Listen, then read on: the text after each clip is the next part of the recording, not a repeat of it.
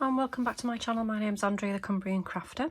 I've just come on very quickly today just to show you something that I've been making. Now, I watched one of Gillian Rustic Journal's videos very recently where she made this beautiful snippet roll. Now, I've made a snippet roll before, but just out of paper. I've never actually gone ahead and used fabric.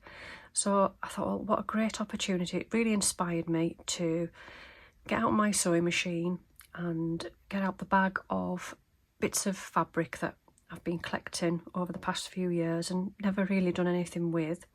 I also dug out some pieces of lace. Again, I've got quite a few pieces of lace and I've never used them.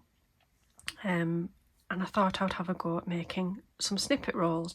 Now, the two that you can see here which I've made, I'm not sure whether you can call them a snippet roll, because I suppose you could roll them up, because that's how I imagine it. It's like a roll that you would unroll, a bit like a roll of tape, and it would be a snippet roll. But these aren't really that long. I didn't have a lot of, I wanted to use paper, like a brown paper, and I didn't have a lot of it.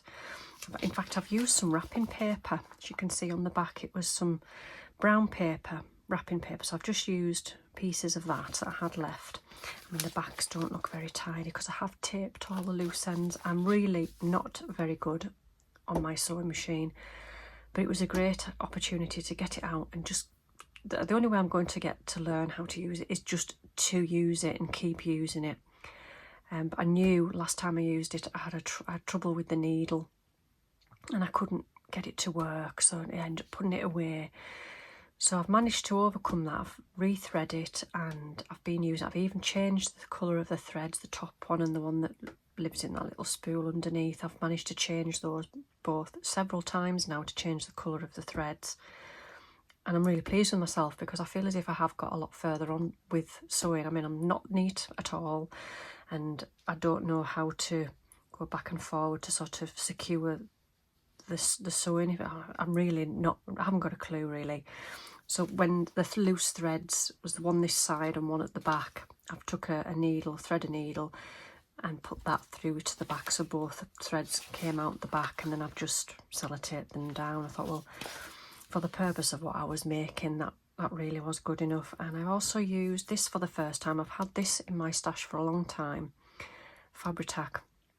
I'm really impressed with this, I've got to say. I don't think it was cheap. I think I did get it off Amazon, but I'm really impressed with that. That works really well.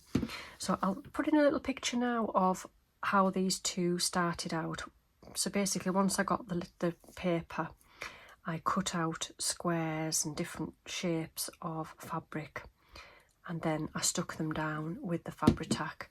So I'll slot a little picture in now so you can see what they look like.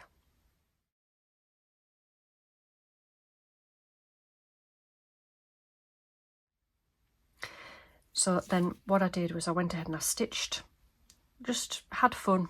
There was no, I didn't have any idea of where I was going with it. I just thought, well, I'll stitch around this bit and round here, and again the same, I'd use different types of stitches. There's a bit of a zigzag stitch going on there. I experimented with different stitches on the machine, and it's this machine here, you can see it, it's a Hobbycraft machine.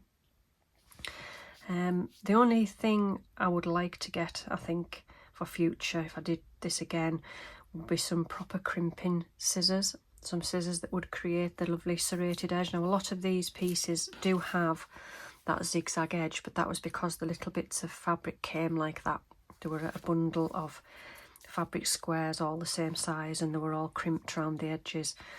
I do have some scissors, but they won't cut fabric, they'll only cut paper. Much to my annoyance, when I was trying to cut the fabric, it just chewed at the fabric. So a lot of the squares I just cut with normal scissors. But as I say, then I did stick down, I actually sewed that on, that little bow there. And then I've just used bits of lace and I've sewed those down as well. So then I sort of stopped there, but then I thought, well, I could stick anything down. Doesn't, you know, I was toying with using some of the Tim Holtz paper dolls. I quite fancied putting them on, but I didn't this time. But I may do more of a vintage one. I thought it's endless. I could do all sorts. I suppose as long as you had the right sort of fabric. I did have a lot of green, so I went green on that one, and then this one was sort of pinky purpley peach on that one there. But I just stuck down some die cuts and I stamped a sentiment and just stuck that down as the hello that I got recently, which I really like to use.